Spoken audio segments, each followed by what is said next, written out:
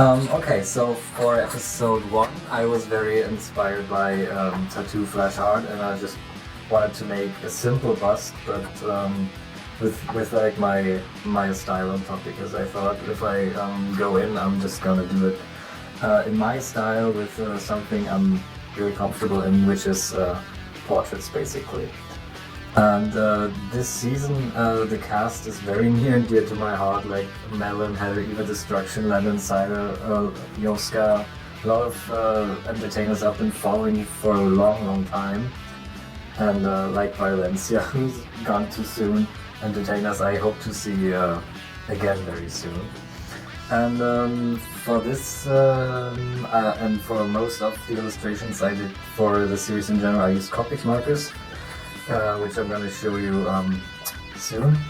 For this one I kind of deviated from the original concept of Maxi's outfit, because I was very inspired by the wires. They kind of reminded me of Ghost in the Shell, the original animated movie, which I'm a big fan of. Dahlia, the only one with proper eyes. Olive, which, yeah, kind of Hellraiser-ish, which I'm not mad about. And closing for episode 1, like every episode, are the Boulet Brothers, inspired by the headpiece they wore. And yeah, I'm just going to take the chance to talk a bit about the materials. Beauty Guru mode, emoji pen, which is not very pricey. I used to mainly work with the COPIC multiliner, however I switched to these, and now I use these for detail work. As you can see, it is a very fine tip, so that's very nice for the first round of line art, which is just like the basics, and the second round, so to say, is done when I'm finished coloring. So I have a better idea of the light and the shadows, so it's much more organic. And for these I use calligraphy pens, I'm pronouncing it wrong, by TOMBOW, no, forgive me, Japanese pens for calligraphy. And they come in 2 pressures. This one is very firm, it's the more blue one, and this green one is a much more softer brush. And they also have this one, which comes with a black and a gray tip. This is what I use for line art. And when it comes to coloring, I use COPIC markers. Now, when I started off, I used these, the COPIC Shell. They are like, they have this round shape, they have a little less ink, but they're also less pricey. Now I mainly use the Sketch COPIC markers. They have like this oval shape, hold more ink, but they're also more pricey. And the nice thing about these is if you run out of ink, you don't have to get another pen, you can get an ink cartridge. And per image that I color, I think I use between 10 to 20 pens, so that's that. Moving on to episode 2, these are a lot more atmospheric. I wanted to create like a scenery, like this is inspired by the Blood Countess, From Dusk Till Dawn, and yeah, this one is meant to represent like his neighborhood after he's gone hunting, nighttime routine, I don't know, waking up from the grave. And this one is a special one because for 2 reasons. This is the illustration that I started working with ambient light more, because I usually kind of color my images as if it was a perfect photo booth setting, and this is where I thought, okay, I have to kind of step out of my comfort zone and actually work with the light. And so yeah, I started making this more dramatic and ambient and atmospheric. And if you flip the page, you also get the Yoska counterpart to this one, so I really enjoy this little moment here. Next up is Dahlia Black, and I kind of followed through with the lighting and shadow, because now I started tinting the images with just the COPIC pen that has a very light shade of color, and just flop that everywhere, not everywhere, but use that to like tint the lights and the shadows more to make it more atmospheric. That worked quite well. Is yellow purchase. Oops. So at first I was like, okay, this may be too boring, but when you kind of flip through the images, this kind of is a nice break, I think, actually, and a nice contrast. So I ended up really liking this one, and I also really like this one. This might be one of my favorite illustrations I did of this season. Again, the lighting is a lot more dramatic than everything I did before. I really stepped out of my comfort zone.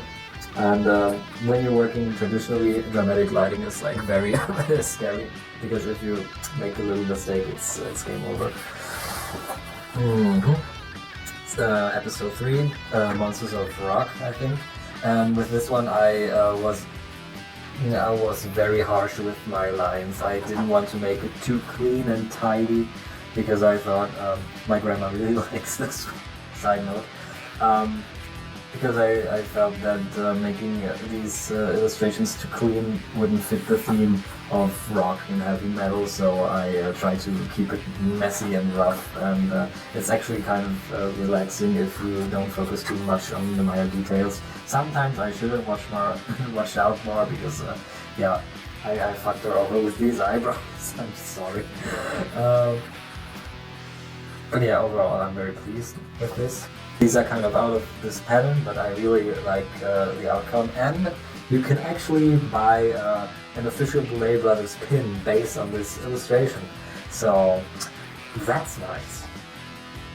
Next one is the Dungeons and Drag Queens episode, where I worked with watercolors, inspired by the tarot cards of Dragon Age Inquisition, and the Last Unicorn, which is kind of a big deal to me.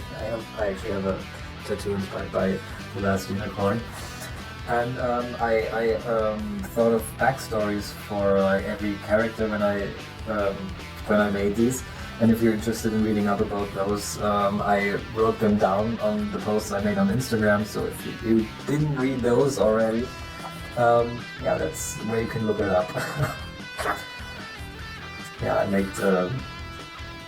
some proportion choices, but let's just pretend this was intentional all along, and I didn't just notice it when I was done with everything. And yeah, this is kind of the most Dragon Age-esque illustration, I think. I just used 2 things aside from everything I use for line art. This is the same for every illustration, basically. And I just used this basic traveling kit. Watercolors. They're dirty as fuck.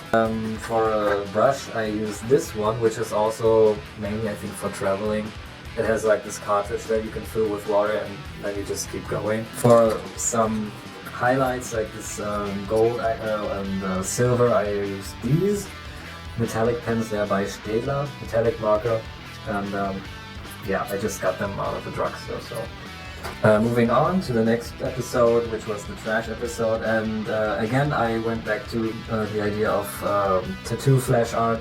Originally I wanted to make the entire Dragula series based off of tattoo art, but I think it would have gotten repetitive after a time. And yeah, for this one I included a bust and a design with typography that's kind of based on their look or something they said on the episode. And this entire series is based off Hollow's look, because when I saw them, I was immediately like, okay, I got it, this is what I'm gonna do.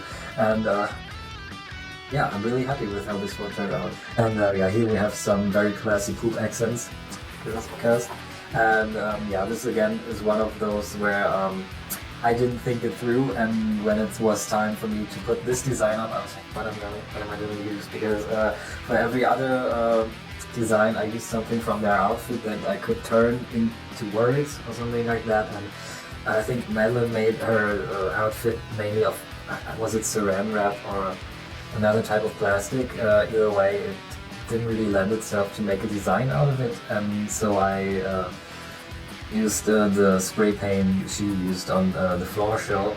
And the word nasty is something that she said in the Disaster Arena interview. I'm not suggesting that the look is nasty or that I find her nasty. And closing, we have the Boulet Brothers attached by the tongue, and because I'm a genius, I put it in the middle, and I didn't have any space to put the design, which would have been this cockroach with the antenna like morphing into the letters.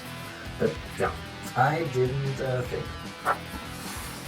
So next up we have the illustrations for the hospitals, where I split the characters into what they ended up being, as we saw in the challenge, and how they used to be before everything happened. And like the fantasy one, the Dungeons and Dragons one, I wrote down background stories I had in mind for these characters. And Landon actually had this contest, this merch contest, which I ended. I didn't win, spoiler. Yeah, I also switched up the shapes for everyone. They don't really have meaning, mostly, but yeah, I tried to mix things up. And because there was no before and after, solved it like this with this one. Alright, this is not really a concept type illustration series. This was mostly, okay, I want to work with pencils again and red accents. For these one, for the red accents, I used the red Muji pen. And I made like these tiny borders just by shading it with pencil. And yeah, sometimes I filled in the fields with that and framed everything with the red as well. And it was a nice change of pace because at this time I started working full time and didn't have as much time as I would have wanted to put into these illustrations. So something that was not as time consuming was a nice change. We're done with this one, however, there's more. Here we go. The final four. Yeah, these are also like these classic busts that I like to do. However, these are not made with COPIC markers. These are made with colored pencils, Polychromos by Faber-Castell. Dahlia is a bit out of it because it's rather small, but I needed space for all that smoke. So material-wise, if you want to compare these color pencils to the ones I used back in episode 5, as you can see from the red, like this is the maximum red I got, and this is like, yeah, the average red that I got out of that pencil. This is also Faber-Castell, but just like the basic color pencil you can get. For these I used the Polychromo. However, the difference in the quality is quite remarkable, and if you're really into working with colored pencils, I really recommend that. Now we're working up to the finale looks, and for these I'm gonna have to flip the picture, the frame a little bit, because I worked in the A3 format for these, and these are collages. I did, this is Dahlia's Glamour look. Moving on to Priscilla's Glamour look. The face is always hand painted by me, and then I cut it out and assembled it on the paper along with scraps of newspapers that I collected over time, or things I printed out exclusively for the idea I had. For example, here I have in the shape of a fedora a news article about the arrest of Charles Manson, which I thought fit the theme quite well. And here for Filth, it has gotten a bit more edited down, because when I started off making these, there was a lot, so I kind of got into the groove of things, and it got disgusting. So I was pretty pleased with the fact that when I look at these, I'm actually like, oh, okay, that's kind of disgusting. Like this one, I just look at it and like, you know, but that's kind of the whole point of it, so in a way it's a success. Now this one is very special. This is the horror look from Dahlia, which is kind of my favorite look of the entire season. With the way I did this series, there was not a very literal translation of her look into an illustration. So I don't know if I can really say that I did it justice, because in my mind nothing can do that look justice, because it's just godlike. However, something I really like about this illustration is that, if you can see, there are stitches in the in the paper, because I actually like punched holes and thread through this to make it like a bit more special and three-dimensional. So yeah, at this point I was quite comfortable with the collage thing, because I've been collecting just random things from newspapers for years now, and I was happy that I was actually able to use them. And now we have Landon's finale, Landon's crowning look, but this is like the pre-stage of what I ended up doing. I printed this out and glued it on cardboard and poured paint over it to make a cinematic clip, which you can see now.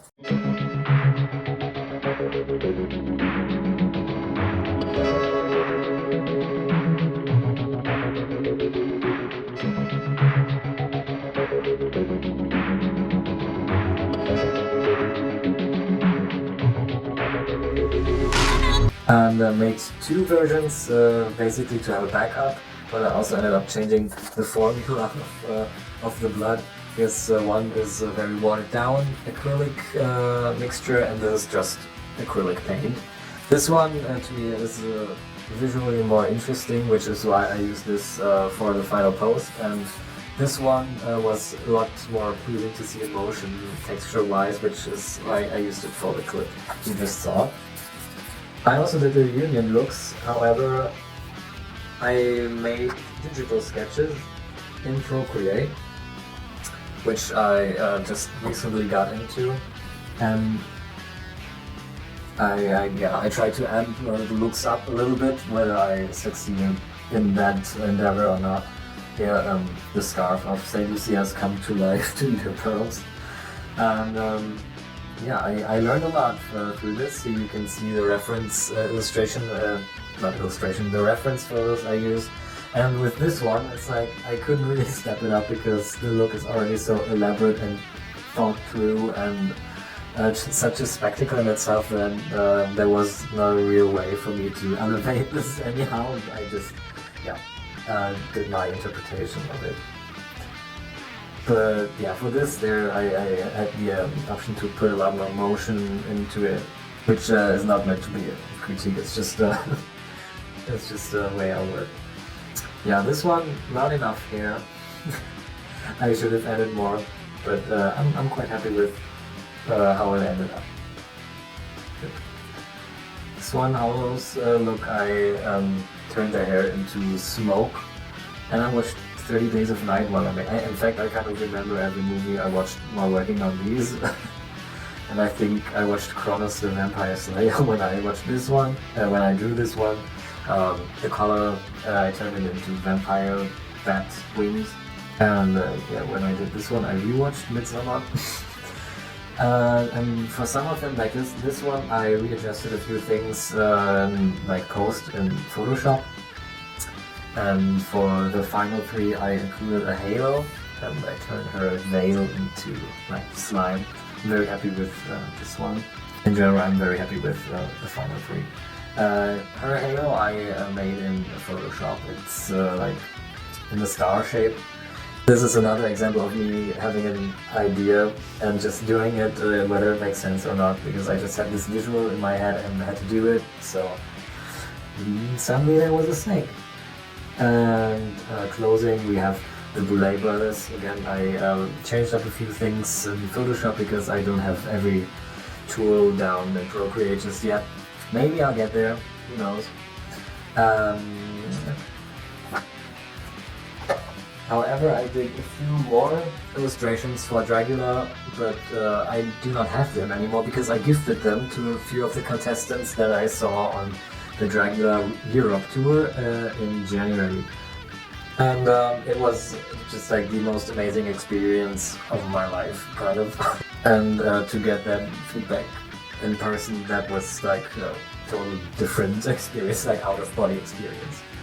So we're at the end of the tour, looking into the future. Will I do season 4? Probably. However, I think I'll do a less intense version because this project took a very big chunk of my time, which I'm not mad about.